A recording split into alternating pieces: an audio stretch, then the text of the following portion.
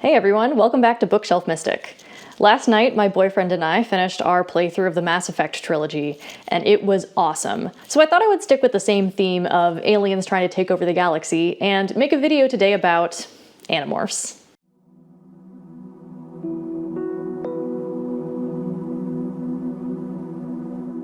I should mention the reading challenges I've set myself for the year, so you know why I'm reading these. So as I mentioned in one of my other videos, I'm doing this around the year in 52 books challenge, which I don't intend to get through all 52 books. I'm not that fast of a reader, but I enjoy the prompt and I like trying to go through them mostly in order. In between each of those books I'm reading, I'm also going to be reading an Animorphs book. I'm up to number 8 right now, working on that currently, but I thought I could review the first 5 in this video today. I'm also doing this nerdy thing where I keep track of all of the morphs that the kids acquire throughout the books and which book they get them in. Not that that's going to come into play, but I thought I would mention it. I was also planning on tracking a body count as I went through the series, but I lost track around book 2. So if you haven't read the Animorphs series, it is a series of 54 books about this size that came out in the 90s. There's also 10 additional books that fit into the series for a total of 64 books. I started reading them when they were coming out in 97. I remember my grandma reading me the first few books, and I went on from there to read the rest. I own a copy of every single book, and I thought that it would be fun to reread them after I was recently handed the entire tub full of the books that I own. So I'll be reading them throughout the year and into next year and however long it takes me to get through all of them. I thought it would be good to talk about the first 5 because we get through our whole cycle of the 5 original Animorphs as narrators. Now, if you haven't read these books, I will be discussing spoilers for the books that I'm talking about in the video. Not spoilers for the whole series, mostly because I don't remember that much of what happens in the series except for the main plot points. But if you don't want any spoilers at all, I would skip these videos until you read the books and then come back to them. So starting with book number 1, The Invasion. The purpose of this book is to set up the world and the series for the rest of the books. And as such, I think it's the weakest one in the series, at least that I've gotten to so far.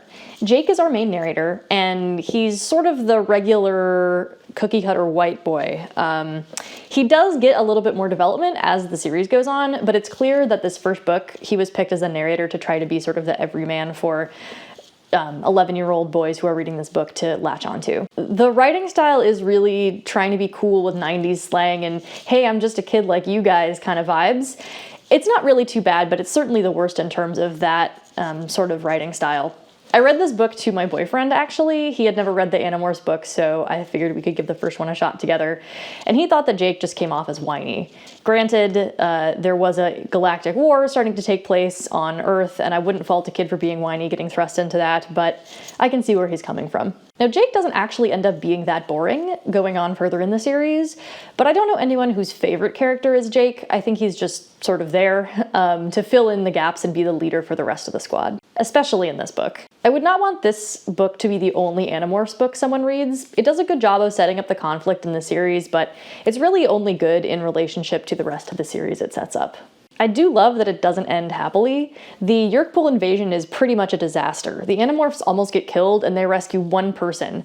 It really gives you the sense of doom and hopelessness that these 5 kids are up against this massive alien invasion that, as far as they know, they're the only ones with the power to stop. We already get Tobias trapped in hawk form, which is pretty damn dark. We'll get more to that in book number 3. But this book holds nothing back. We get started on that journey of war and complexity and violence right away.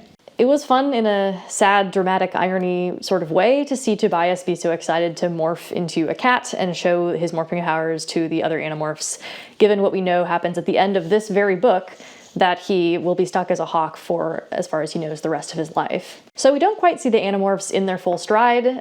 We don't probably get that until a few books in, maybe not even till the end of this quintet. But it does its job to set up the series.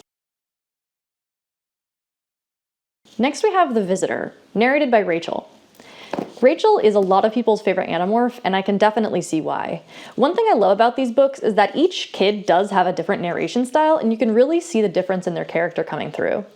Rachel is this Xena warrior princess, and we definitely see that in the way that she approaches problems, but this book also gives us a look into her more emotional side, her side that wants to protect other people like a mama bear. She risks a lot to stay and comfort her friend Melissa while she's in cat form, just so that Melissa doesn't have to go through a really dark, depressing situation on her own. I like Rachel a lot. I especially love that her character is multidimensional, but my heart will always be for Cassie. In this book, we start to see the Animorphs exploring different options for using their animal morphing powers, besides just fighting. In the first book, we really mostly see the firepower morphs, but in this book, we see Rachel morphing a cat for espionage purposes, Jake morphing a flea for similar reasons.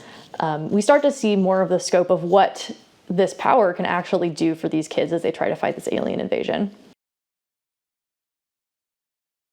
Next, we have The Encounter, which is narrated by Tobias. This whole book is pretty much a coming to terms with being stuck as a hawk forever, which is pretty freaking dark. I absolutely did not remember some of the details of Tobias's emotional journey throughout this book, like the fact that he pretty much tries to kill himself at one point and spends the entire book wrestling with this notion that he'll never be a human again. It's great. I think it's the best of the first three. It starts to get into these deeper philosophical questions and an exploration of these kids' psyches as they grapple with this massive responsibility and the consequences. I'm really enjoying Tobias's narration. I don't remember liking him this much the first time I read through the books, or the second time, which was in high school, but he's easily the most thoughtful of the group. As a human, he was a weird kid that was probably pretty much forgotten about, but we see that he has a rich inner life, and becoming a hawk permanently has brought to the forefront a lot of these deep questions that he must have been grappling with his whole life. And also, his guardians, his aunt and his uncle, don't even put out a missing kid notice. Tobias's home life is terrible, so you almost don't feel that bad that he has to live as a hawk for the rest of his life. I mean, you do, but honestly. Also really enjoying a few of the first hints of the Rachel Tobias ship in this book. Next we have The Message, narrated by my girl Cassie. Her narration is a lot more peace and love and environmentalism, but I am so here for it. You can really see the difference in how she thinks about and relates to her friends versus the other people that we've seen narrate so far. She spends a lot more time thinking about what makes her friends happy, what makes them scared. You can tell that she's a much more relationship-oriented person. Also, her reason for fighting becomes more to save the planet Earth than anything else. She has a strong moral compass that leads her to question her own actions and the actions of the other Animorphs, and also leads the reader to question what really is the right thing to do. She has reservations about morphing dolphins because dolphins are an intelligent species, and she's not sure if that's like enslaving them. That being said, Marco morphed a gorilla in book 1 and she didn't really say anything about that, so I'm not sure why now is the moment that she chooses to have this dilemma. All the same, it's a pretty interesting question. She does, of course, ultimately end up morphing a dolphin and feeling more okay about it, and the fact that these kids get to spend a lot of time as dolphins is wonderful. Also, can I mention whales? I know a lot of people thought that the whale part of this book was a little bit too out there, but heck, this is sci-fi fantasy. Have a mystical whale if you want. It was beautiful, I loved it, whales rule. I think what I love most about Cassie is that I relate to her the hardest. She has this strong sense of moral obligation, she hates making choices, she is a passionate environmentalist, essentially all characteristics that I see in myself. And I picked that up when I was a kid reading these too. We also, of course, meet Axe in this book.